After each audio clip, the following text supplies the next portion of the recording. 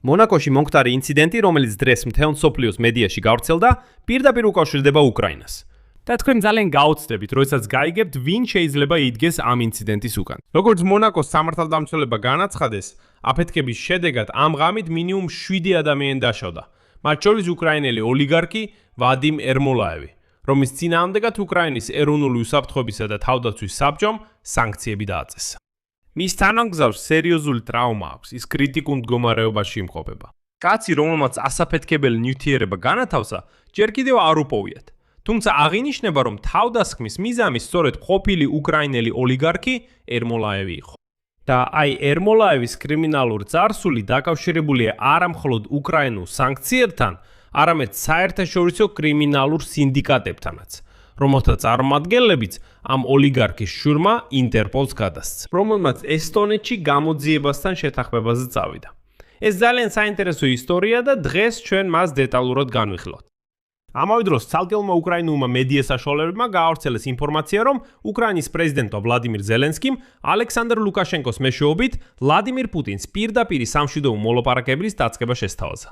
და პუტინმა უკვე უპასუხა ამ მოწოდებას. ლუკაშენკოს მადლობა გადაუხადა შუამავლობისთვის და აი ლუკაშენკო ფარულად შეხვდა. ჯერ პუტინს ვალდაიში, შემდეგ კი ჩინეთს ეწვია, სადაც სი ძინპინს შეხვდა. და ამის შემდეგვე პეკინში განაცხადეს, რომ ჩინეთი კატეგორიულად მოუწოდებს მოსკოვსა და კიევს განაახლონ მოლაპარაკებები ომდასრულების მიზნით და დაუყოვნებლივ შეწყვიტონ ცეცხლი ფრონტის ხაზზე და თავი შეიკავონ ერთმანეთის ტერიტორიაზე დართმევისგან. ამასთან პეკინში უფრო მეტად ამაზე აკეთებენ აქცენტს, რომ ეს სწორედ ვლადიმირ პუტინს სჭირდება. თავად პუტინი კი ამ დროს ეძებს სად იპოვოს ბენზინი რუსებისთვის, რომელსაც უკვე აღარ ყოფნით. ამ დროს კი უკრაინამ დღეს კიდევ ერთხელ დაართა კოსმოსური კავშირის ცენტრს მოსკოვის ოლქში. რაც მნიშვნელოვანია, რადგან სწორედ ეს ცენტრი კოორდინირებს რუსეთის ოკუპანტების მთელ კავშირს უკრაინაში. საერთოდ ამ გამოშვებაში დეტალურად განვიხილავთ ყველა ამ თემას. ჩემი სახელი ალექსეი პიჩი, მოდით ერთად განვიხილოთ ეს თემები. მაგრამ სანამ დავიწყებთ, გთხოვთ გამოიწეროთ ეს არხი, დაალაიქოთ გამოშვება და დაწეროთ ნებისმიერი თქვენი კომენტარი ამ ვიდეოს ქვეშ. ეს ძალიან ეხმარება კონტენტის პოპულარიზაციას YouTube-ზე, ამისთვის მადლიერი ვიქნებით. მოდით დავიწყოთ დღის ყველაზე ხმაურიანი სიახლით. ეს არის ტერაქტი მონაკოში. ორშაბათს 29 ივნისს მონაკოს სამთავროში საცხოვრებელ სახლში ძლიერი აფეთქება მოხდა. ამის შესახებ იუძგება Le Figaro. გამოცემის ინფორმაციით, ინციდენტი მოხდა რევერანტერ ლუი ფროლას ქუჩაზე. ადგილობრივი დროით დაახლოებით საღამოს 9 საათზე, აფეთქებამდე ცოტა ხნით ადრე. უცნომა მამაკაცმა, რომელიც ვიდეო თვალის კამერებმა დააფიქსირეს, დატოვა ზურგ-ჩანთა ამ სახლის შესასვლელ გართან და მიიმალა მეზობელი, უკვე ფრანგული ქალაქი ბასეი-ბასალეის მიმართულებით. აფეთქების მოწყობილობა სწორედ იმ დროს ამოქმედდა, როდესაც შენობაში ადამიანები შედიოდნენ, მათ შორის ის უკრაინელი ოლიგარქიც. ცნობილია, რომ დაშავდა მინიმუმ 7 ადამიანი. ფრანგული ტელეარხის BFM TV-ს წყაროებმა დააზუსტეს, რომ მათ შორის არის უკრაინელი ბიზნესმენი ვადიმ ერმოლაევი, მისი თანამგზავრი და 13 წლის ვაჟიშვილი. მეწარმე, როგორც მას უწოდებენ, მეუღლესთან ერთად ჰოსპიტალიზებულია და მძიმე მდგომარეობაში იმყოფება. მონაკოს პროკურორმა ტიბო სტეფანმა განაცხადა, რომ მოზარდის სიცოცხლეს საფრთხე არ ემუქრება. შემდეგ მოვიყვანთ მონაკოს მთავრობის ხელმძღვანელის კრისტოფ მირმანის ციტატას. სავარაუდოდ ეს ტერაქტია. რამდენადაც მე ვიცი, ეს პირველი მსგავსი შემთხვევაა სამთავროს ისტორიაში. მან ასევე დაამატა, რომ წინასწარი მონაცემებით ასაფეთქებელი მოწყობილობა შიგნით ჰქონდა ჩანჩიკები და ლითონის საფანტი, რათა გაზრდილიყო დამაზიანებელი ძალა. ამ დროისთვის სამართალდამცავი ორგანოები ეძებენ ეჩმიტანას, რომელმაც სახლის მახლობლად ასაფეთქებლით სავსე ზურგ-ჩანთა დატოვა. ცნობილია, რომ ყველა დაშავებული ნიცისა და მონაკოს საავადმყოფოებში გადაიყვანეს. ერთ-ერთი მათგანის მდგომარეობა კრიტიკულად ფასდება. დაშავებულებს შორის ყოფმა ქალმა, რომელსაც ოლიგარქ ერმოლაევის თანამგზავრად ასახელებენ, მძიმე დაზიანებები მიიღო და ყველაზე მძიმე მდგომარეობაშია. აფეთქების შედეგად მას ქვედა კიდურები მოაჭრა. თავად ერმოლაევმა დამწვრობები და ნამსხვრევებით მიღებული ჩრდილობები მიიღო. მის მდგომარეობაზე დეტალები ჯერჯერობით აღრცელდება. და სამშაბათის დილის მდგომარეობით სამივე დაშავებული ცოცხალი იყო. ნიცის პროკურატურამ უკვე დაიწყო გამოძიება დანაშაულებრივი შეთქმულების, ასაფეთქებელი ნივთიერებების უკანონო შენახვისა და გამოყენების ფაქტებზე. ხოლო საქმე გადაეცა სასამართლო პოლიციის უწყებათა შორის სამსახურს.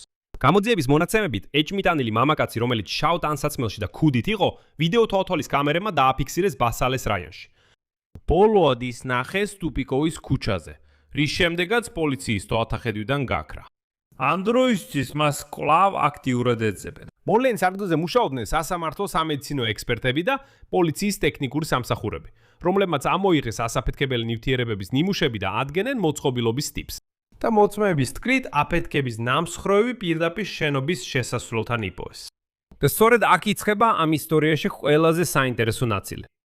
ვადიმ ერმოლაევი არის უკრაინელი ბიზნესმენი, სავაჭრო საწარმოო კორპორაცია ალევის დამფუძნებელი და ქალაქ დნიპროს ერთ-ერთი უმსხვილესი დეველოპერი. ის რეგულარულად შედიოდა უკრაინის 100 ყველაზე მდიდარი ადამიანის სიაში, Forbes-ის ვერსიით. მაგალითად 2021 წელს გამოცემა მის ქონებას $220 მილიონ აფასებდა.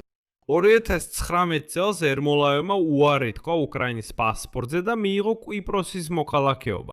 2023 წლის დეკემბერში უკრაინის პრეზიდენტმა ვლადიმირ ზელენსკიმ ერმოლაევს პერსონალური სანქციები დაუთეს 10 წლის ვადით. უკრაინის უსაფრთხოების სამსახურის ინფორმაციით, სანქციების დაწესების საფუძველი გახდა მისი ალკოჰოლური ბიზნესის საქმიანობა. ოკუპირებულ ყირიმში, სადაც მისმა კომპანიებმა გადასახადები რუსეთის ბიუჯეტში გადაიხადეს. ყირიმში ერმოლაევის სტრუქტურა მუშაობდა ევროკავშირის სანქციების გვერდის ალვით.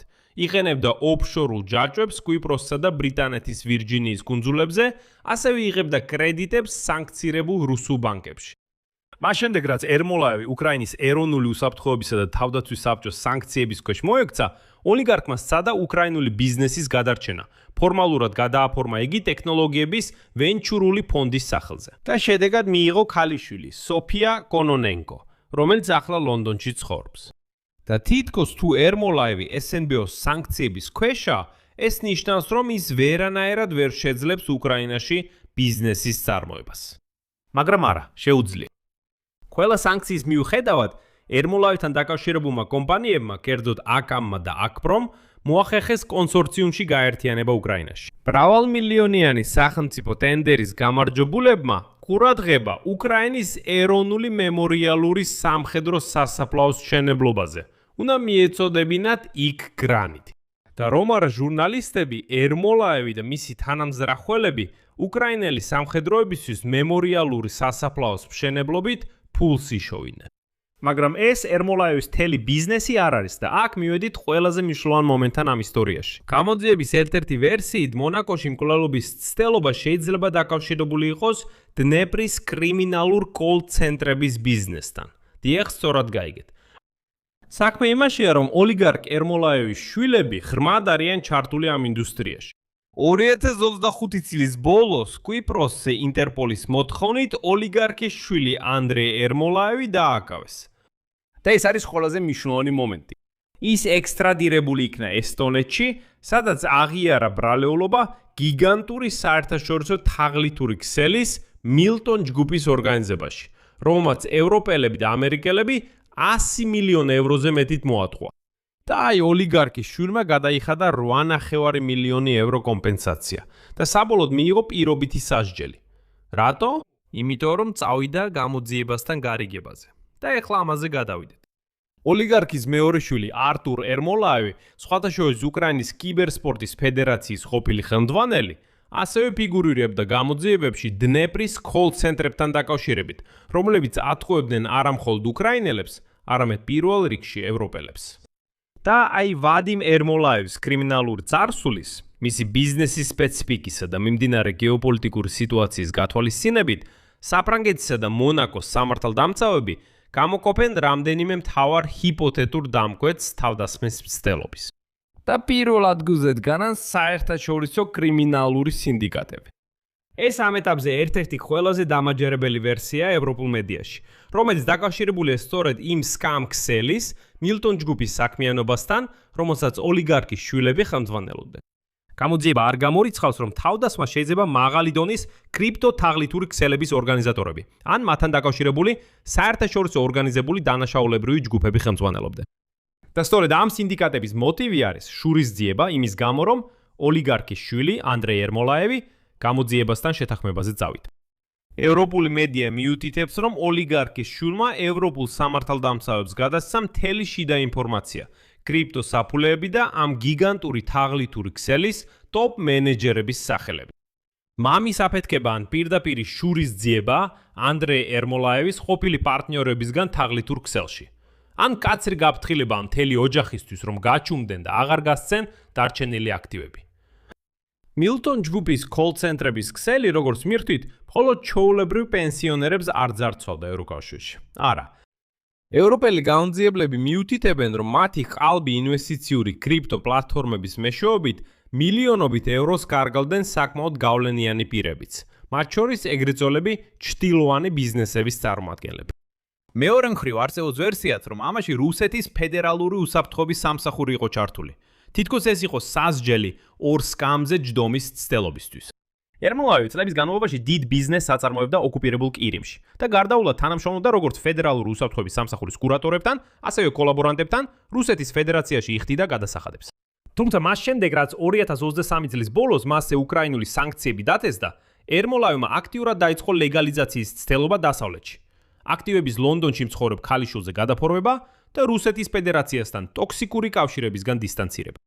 და როგორც ვიცით, რუსეთის სპეცსამსახურები ხშირად ანადგურებენ დიდ ბიზნესმენებს, რომლებიც ზედმეტად ბევრს იციან კრემლის ფინანსური სქემების შესახებ. საერთაშორისო სანქციების გვერდის ავლით ცდილობენ, როგორც ამბობენ, დასავლეთში გაქცევას. ასევე ევროპელები არ გამორიცხავენ, რომ თავდასხმის უკან შეიძლება იდგნენ უკრაინული რადიკალური ჯგუფები ან ხალხური შურისმაძიებლები. ერმოლაევი არის კლასიკური წარმომადგენელი ეგრეთ წოდებული მონაკოს ბატალიონის. ადამიანი, რომელიც ყირიმში გადასახადებით აფინანსებდა რუსეთის არმიას, სრულმასშტაბიანი ომის დროს ფუფუნებით ცხოვრობდა მონაკოში. ხოლო მასთან დაკავშირებული კომპანიები ცინიკულად იგებდნენ ტენდერებს უკრაინაში ეროვნული სამხედრო სასაფლაოს მშენებლობაზე. ომში ახეობლების დამკარგავი ადამიანებისთვის ერმოლაევი იყო ღალატის აბსოლუტური განსახიერება და რაც მთავარია, დაუსჯელობის სიმბოლო. მაგრამ ხაზგასმით ვამბობ, ეს მხოლოდ ვერსია და რეალურ სურათს მხოლოდ გამოძიება აჩვენებს. ამავე დროს ახლა აქტიურად განეხილება კიდევ ერთი თემა. ეს არის უკრაინას და რუსეთს შორის მოლაპარაკებები ბელარუსის შუამავლობით. დღეს ცალკეულმა უკრაინულმა მედია საშუალებებმა გაავრცელეს ინფორმაცია, რომ უკრაინის პრეზიდენტმა ვოლოდიმირ ზელენსკიმ ალექსანდრ ლუკაშენკოს მეშვეობით სავარაუდოდ რუს დიქტატორ ვლადიმირ პუტინს შესთავაზა მშვიდობის პირდაპირი მოლაპარაკებების დაწყება. ლუკაშენკომ თითქოს დაარწმუნა უკრაინა და აშშ, რომ ბელარუსში არსებული რეტრანსლატორები, რომლებიც ეხმარებოდნენ რუსეთის ძალებს უკრაინის მშვიდობიან ქალაქებზე დარტყმების კორექტირებაში, აღარ განაახლებენ მუშაობას. მანამდე ზელენსკიმ ლუკაშენკოს ერთი კვირა მისცა მათი დემონტაჟისთვის. ისინი გათიშეს ამ ვადის ამოწურვამდე. და ამის შემდეგვე ლუკაშენკომ თქვა, რომ თითქოს მასთან იმყოფებოდნენ ვლადიმირ ზელენსკის წარმომადგენლები, რის შემდეგაც უკვე რუსეთთან ესაუბრა. და ინფორმაცია იმის შესახებ, რომ ზელენსკიმ პუტინს გზავნილი ლუკაშენკოს მეშვეობით გადასცა, მას შემდეგ გავრცელდა, რაც დიქტატორი 26 იმის ვალდაიში ჩავიდა და ვლადიმირ პუტინთან ერთად ღამე გაატარა. ორივე არალეგიტიმური პრეზიდენტის, რუსეთსა და ბელარუსის პრესსამსახურებმა ძალიან ცოტა ინფორმაცია გაავრცელეს ამ შეხვედრის შესახებ და საერთოდ პესკოვმა თქვა, რომ არანაირი კომენტარი არ იქნება. თუმცა პესკოვმა სხვათა შორის საკმაოდ ბუნდოვნად, მაგრამ თქვა, რომ დიახ, ლუკაშენკო შეიძლება იყოს შუამავალი და მაცნე კიევსა და მოსკოვს შორის. რუსეთის ფედერაციის შემდეგ ლუკაშენკო ჩინეთში გაემგზავრა. და აი ჩინეთის სახელმწიფო საინფორმაციო სააგენტო სინხუამ შეხვედრის შემდეგ განაცხადა, რომ სი ძინპინმა თქვა, ციტატა, ჩინეთი მხარს უჭერს ბელარუსს ეროვნული სუვერენიტეტის, დამოუკიდებლობისა და ტერიტორიული მთლიანობის დაცვაში. ასევე იმ განვითარების გზაზე სვაში, რომელიც შეესაბამება მის ეროვნულ პირობებს. ეხლა ვისდამ და დაიცვას ბელარუსმა ეს სუვერენიტეტი? ეს, ასე ვთქვათ, არ კონკრეტდება. მაგრამ ამის შემდეგ ბელარუსის საგარეო საქმეთა სამინისტრომ ძალიან თამამად დაიწყო უკრაინისთვის მუქარა საფასხო დარტყმებით. თუ უკრაინის შეერაღებული ძალები დაიწყებენ მათ ქვეყანას შეჭრას, ეს კი ძალიან უცნაურად ჟღერს. მაგრამ თუ რეტრანსლაციას ოპერატორებს ბელარუსში ვახსენეთ, ასე უნდა აღვნიშნოთ, რომ ახლა უკრაინა უბრალოდ ანადგურებს რუსეთის მთელ კოსმოსურ კავშირს. კერძოდ, კვლავ დაისხა თავდასხმა რუსეთის უდიდეს კოსმოსური კავშირის ცენტრზე დუბნაში. ამ ღამით ცენტრზე თავდასხმის შედეგად ერთი რუსი სამხედრო დაიღუპა, ასევე დაფიქსირდა მასშტაბური დაკვამლიანება. თავდასხმის ფაქტი დაადასტურეს ორგანიზაცია GP, კოსმოსური კავშირის ხელმძღვანელ სტრუქტურაში. ასე რომ დუბნას კოსმოსური კავშირის ცენტრი, რომელიც მოსკოვის ოლქში მდებარეობს, უზრუნველყოფს ტელევიზიის მაუწყებლობისა და მონაცემთა გადაცემის სერვისებს სახელმწიფო სტრუქტურებისა და კომერციული ოპერატორებისთვის. მაგრამ რაც თავარია, უზრუნველყოფს ურთიერთქმედებას ორბიტალურ თანამგზავრთა ჯგუფთან. და აქ შეგახსენებთ, რომ ვლადიმირ პუტინმა ცოტა ხნის წინ დაიქვეხნა, თითქოს ისინი ქმნიან Starlink-ის ანალოგს და უკვე გაუშვეს პირველი თანამგზავრები. ასე რომ დუბნას კოსმოსური კავშირის ცენტრი სწორედ ის ცენტრია, რომელიც მართავს ამ თანამგზავრთა ჯგუფს. მის გარეშე Starlink-ის ანალოგი უბრალოდ არ იარსებებს. და აი უკრაინა უკვე მეორედ ურთყამს ამ კოსმოსური კავშირის ცენტრს. მაგან დაუბრუნდეთ მოლაპარაკებების თემას. ლუკაშენკოს ვიზიტის შემდეგ პეკინი დაჟინებით მოუწოდებს მოსკოვსა და კიევს განაახლონ მოლაპარაკებები ომის დასრულების მიზნით. ამის შესახებ განაცხადა ჩინეთის მუდმივი წარმომადგენლის მოადგილემ გაერთიანებულ ერებში სუნ ლეიმ. შემდეგ მოხავს მისი ციტატა. მტკიცედ მოუწოდეთ, რაც შეიძლება მალე დასრულდეს კონფლიქტი. მტკიცედ მოუწოდებთ ასევე განახდეს მოლაპარაკებები, გამოიჩინონ რეალური პოლიტიკური ნება და გააკეთონ ყველაფერი იმისთვის, რომ აღმოიფხვრას ამ კონფლიქტის ძირეული მიზეზები, გაეროს წესდების პრინციპების სრული და უპირობო დაცვით. სხვადასხვა გაეროს წესდების პრინციპებში მკაფიოდ არის აღნიშნული სუვერენიტეტი, ტერიტორიული მთლიანობა და ის, რომ ძალის გამოყენებით შეუძლებელია გავლენა იქონიო მეზობელ სახელმწიფოში მიმდინარე პოლიტიკურ პროცესებზე. ამიტომ აქ ჩინეთი დებს საინტერესო ბომბას. და აი აქ უკვე აშკარა გახდა, რომ ვლადიმირ პუტინმა მაინც სთხოვა ლუკაშენკოს. ჩინეთის ლიდერ სი ძინპინს დაეჩილა, რომ უკრაინა რუსულ ქალაქებს უტევს. გახსოვთ, თავიდან ის ტრამპს უჩიოდა, ურეკავდა და ტიროდა დონალდ ტრამპს, რომ თითქოს როგორ შეიძლება უკრაინა ჩემს ქალაქებს უტევს. მე ხომ მეგონა, რომ მხოლოდ მე შემეძლო უკრაინულ ქალაქებზე შეტევა. აღმოჩნდა, რომ ამ თამაშში ორივე მხარეს შეუძლია მონაწილეობა. ხო და დღეს სწორედ იმ ჩინეთის წარმომადგენელმა აღნიშნა, რომ სამხედრო კონფლიქტი სულ უფრო მეტად ეხება სამოქალაქო სივრცეს და ამას უნდა დაესვას წერტილი. ციტატა. ამისგან ზარალობენ უდანაშაულო მშვიდობიანი მოსახლეობა. ჩინეთი ინარჩუნებს ობიექტურ და მიუკერძოელ პოზიციას უკრაინის საკითხზე. ინარჩუნებს კონტაქტს ყველა მხარესთან და დაუღალავად უწყობს ხელს მშვიდობის მოლაპარაკებებს. გახსენებთ, რომ ვლადიმირ პუტინმა ბოლო ერთი კვირის განმავლობაში უკვე ორჯერ განაცხადა, რომ მზადაა უკრაინაში ომის დასრულებაზე მოლაპარაკებებს დაუბრუნდეს. 23 ივნისს მან შესთავაზა დიალოგის განახლება სტამბოლის შეთანხმებების საფუძველზე. ასევე იმ მოდალობების გათვალისწინებით, რომლებიც განიხილებოდა ანკორიჩში აშშ-ის პრეზიდენტ დონალდ ტრამპთან და რეალურ ვითარებაზე დაყრდნობით. აღნიშნა, რომ წინა დღეს პუტინმა აღიარა, რომ ანკორიჩში რეალურად არანაირი შეთანხმება არ ყოფილა. ის ამბობს, ხო, ჩვენ დავსხედით, ვისაუბრეთ, ამერიკელები რაღაცას გთავაზობდნენ და ეგ იყო ყველაფერი. აი კიდე ერთხელ გავიმეორებ, უკვე თქვი წინა გამოშვებაში, მაინტერესებს ზუხურო ამ პესკოვს, ლავროვს, მედვედევს, უშაკოს და ასე შემდეგ. უკვე აღარაფერს ვამბობ რუს პროპაგანდისტებზე, რომლებიც თითქმის 1 წლის განმავლობაში ყვებოდნენ რაღაცა ანკორიჯის სულზე, რაღაც შეთანხმებებზე ტრამპსა და პუტინს შორის ალასკაზე. რომ თითქოს რატომ არ იცავს არავინ ამ შეთანხმებებს, როგორ შეიძლება ასე, ევროპელები გვიშლიან ხელს და ასე შემდეგ. და ახლა გამოდის მათიკი, დიქტატორი ვლადიმირ პუტინი და ამბობს, მაშინ არ ყოფილა არანაირი შეთანხმებები. რა შეთანხმებები, რაზე ლაპარაკობ? მართლა არ ყოფილა. და ეს პროპაგანდისტები ეხლა უბრალოდ გარჩუმდნენ. და აი რა არის პარადოქსი? რუსი პირუთხვი, ხალხი საერთოდ არ რეაგირებს. ანუ წარმოიდგინეთ, მათ თითქმის 1 წელი ტვინში უტენიდნენ, რომ რაღაც შეთანხმებები არსებობს. ეხლა პუტინი ამბობს, არა, არანაირი შეთანხმება არ არის. და რუსები, კარგი, არ არის. მორჩა. გარდა ამისა, 28 ივნისს კრემლის კორესპონდენტ პავლე ზარუბინთან ინტერვიუში ვლადიმირ პუტინმა ხაზგასმით აღნიშნა, რომ მზად არის ამერიკელ წარმომადგენლებთან განიხილოს ყველა დეტალი, ყველა მოდალობა კონფლიქტის მოგვარებისთვის. ამასთან პუტინმა ისაუბრა კიევის წინადადებაზე, რომ ერთმანეთის ტერიტორიებზე დარტყმებზე უარი თქვან და სამხედრო მოქმედებები 4 ოლქით შემოიფარგლოს: ხერსონის, ზაპოროჟიეს, დონეცკის და ლუგანსკის. პუტინმა მიანიშნა, რომ ამაზე არ თანხდება, რადგან მისი თქმით, მსგავსი ნაბიჯები უპირატესობას მისცემს უკრაინის არმიას. მან დაამატა, რომ რუსეთის ოკუპანტებისთვის და პირადად მისთვის მთავარი ამოცანაა, ციტატა, დონბასისა და ნოვოროსიის საბოლოო გათავისუფლება. ანუ ეს ერთი და იგივეა. თავიდანვე ეს გაველურებული დაუბანელი ნაბიჯვარი თავის მიზნებზე არ უარს ამბობს. ამ ყველაფრის უკან ამ დემონსტრაციულ ტრაბახს მიღმა რაღაც სხვა იმალება. დღეს პუტინის პრეზიდენტ პესკოვმა მორიდებით განაცხადა, რომ რუსეთი ჯერ კიდევ ეხვეწება სხვა ქვეყნებს, რომ ბენზინი მისაღებ ფასად მიხიდონ. მაგრამ რატომღაც ყველა ითხოვს მაღალი ფასის გადახდას, თუნდაც იმ ბენზინისთვის, რომელიც რუსული ნავთობისგან არის წარმოებული. ციტატა. კონტაქტები მიმდინარეობს. თუ მიღწეული იქნება შეთანხმება მისაღებ ფასებზე, ეს მოხდება. ეს იქნება კიდევ ერთი ნაბიჯი ბაზრის სტაბილიზაციისკენ და მიზნად ისახავს ამ აჟიოტაჟური მოთხოვნის შემცირებას. გესმით, კრემლში ჯერ კიდევ ალბათ ინსტრუქცია არ შეუცვლიათ. ის ამბობს, ეს ყველაფერი აჟიოტაჟური მოთხოვნის გამო. ან მას უბრალოდ ეშინია თქვას, რომ ნავთობგადამამუშავებელი ქარხნები მთლიანად განადგურებულია. უკრაინული დრონები ყოველდღე ასეულობით მიფრინავენ რუსეთში. ასეულობით. ის ამბობს, ეს უბრალოდ აჟიოტაჟური მოთხოვნა. და ბოლოს გადაცემის დასასრულს დავამატებ სახალისო, უბრალოდ სახალისო ამბავს, რომ გაგეღიმოთ და ეს გამოშვება პოზიტიურ ნოტაზე დავასრულოთ.